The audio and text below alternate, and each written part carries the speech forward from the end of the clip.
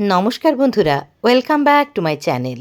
আজ আমি আপনাদের সঙ্গে নিয়ে অমৃতসরের স্বর্ণ মন্দির দেখব। আমরা হোটেল থেকে ভোর 4টে নাগাদ বেরিয়ে 4:15 নাগাদ মন্দির চত্বরে চলে এসেছি। অনেক মানুষজন তারও আগে থেকে এখানে মন্দিরের দিকে এগিয়ে চলেছেন। কিছু কিছু দোকানপাটও খোলা রয়েছে। যতটা শুনেছি 24 ঘন্টাই এইখানে মন্দির খোলা থাকে। রাত প্রায় 10:30 পৌনে 11টা নাগাদ মূল দরজা বন্ধ হলেও ভেতরে কাজ চলতেই থাকে। অনেকেই সেবার কাজ করেন, আমরা যেটাকে কর সেবা নামে জানি। ভেতরের কাজ চলতেই থাকে কারণ এখানে সারা দিন ধরে চলে লঙ্গরখানা, তাছাড়াও নানা ধরনের কাজকর্ম তো থাকেই।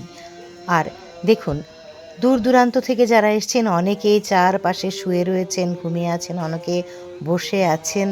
দূর থেকে ভেসে আসছে শবদ কীর্তনের আওয়াজ।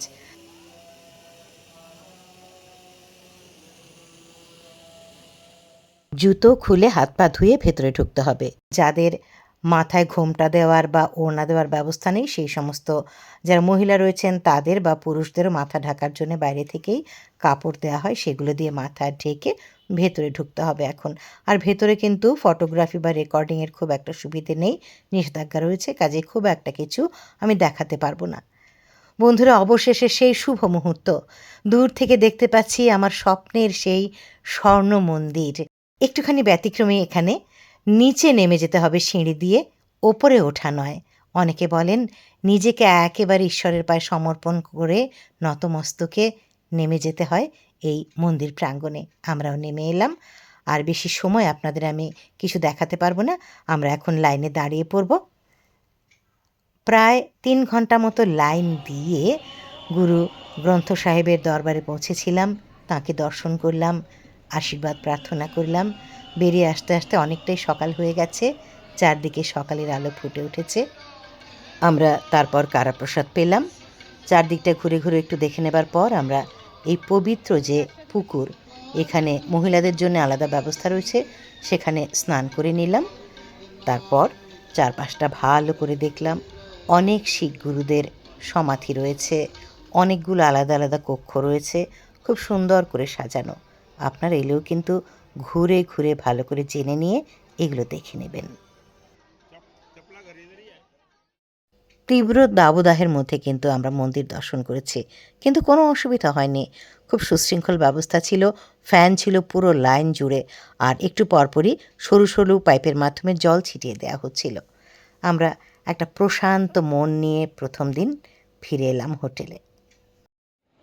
দ্বিতীয় দিন আমি আবার চলে এসেছি দুপুরবেলা। দেখুন, আজ কিন্তু মন্দির দর্শনের আমার দ্বিতীয় দিন। পুকুরটাকে ভালো করে দেখলাম, চারপাশটা ভালো করে ঘুরলাম। চান আগের দিনই করে ফেলেছিলাম। মনটা জুড়িয়ে যায় বন্ধুরা এখানে এলে, একটা অনুভূতি। আসলে এটা তো যার যার ব্যক্তিগত ব্যাপার না, ছোটোবেলা থেকে ইতিহাস বইয়ের পাতায় এই স্বর্ণ মন্দির দেখে এসেছি। সেই স্বর্ণ মন্দির আজ আমার চোখের সামনে। আর এই মন্দিরের কত ইতিহাস, সেগুলো এখানে আর তুলে ধরবো না। এখন আমি এগিয়ে চলেছি সেই লঙ্গরখানার দিকে, যে লঙ্গরে 24 ঘন্টায় প্রায় খাবার দেয়া হয়।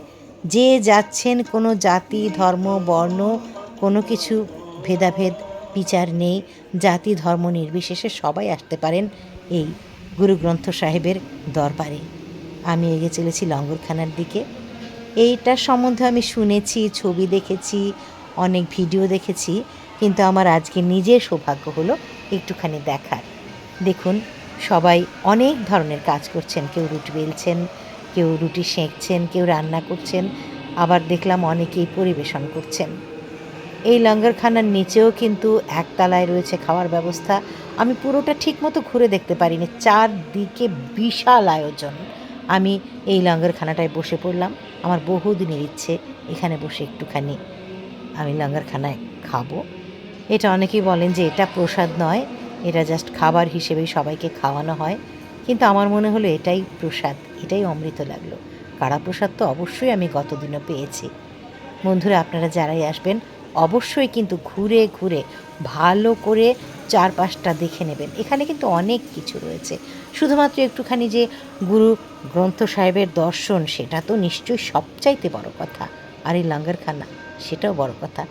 তাছাড়াও কিন্তু চারদিকে আরও অনেক কিছু রয়েছে, সেগুলোও কিন্তু আপনারা দেখবেন।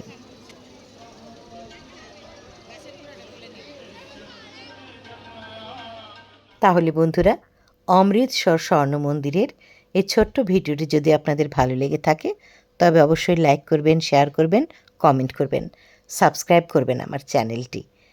আপনারা উৎসাহ দিলেই আমি নতুন নতুন ভিডিও নিয়ে আসব। ভালো থাকবেন সবাই। দেখা হচ্ছে পরের ভিডিওতে।